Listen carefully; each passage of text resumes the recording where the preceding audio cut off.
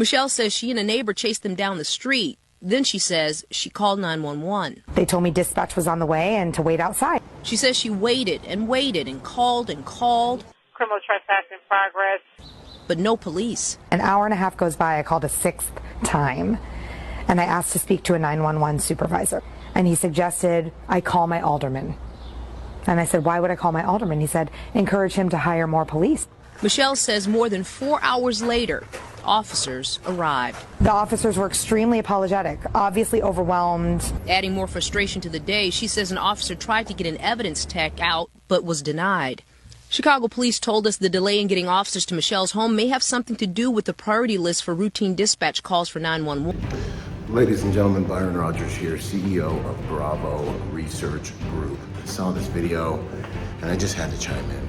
You know, as we get deeper and deeper into a situation where we reap the results, funding law enforcement, making their job harder to do by taking away moral high ground and things of that nature. And we welcome more and more unknowns into our country by the droves to the tune of millions. We find ourselves in a situation where law enforcement is underpaid, undermanned, and dealing with new threats, new risks, new threat postures that honestly they've never seen before and may not be prepared to deal with. So now it's become more and more important than it has ever been before to develop your own personal security force. We're seeing more and more sophisticated attacks on residences. We're seeing better and better burglary teams when it comes to breaking and entering into homes. We're seeing them go in through the Wi-Fi at these residences. We're seeing them lift safes out of the ground. We're finding technology on the streets that we've never found before in terms of observation and various tactics that are now being implemented in America that used to only be seen overseas. So why am I telling you this? I'm telling you this because now is the time to look seriously at implementing a security force for you and yours in your neighborhood. Many different neighborhoods are pooling their resources.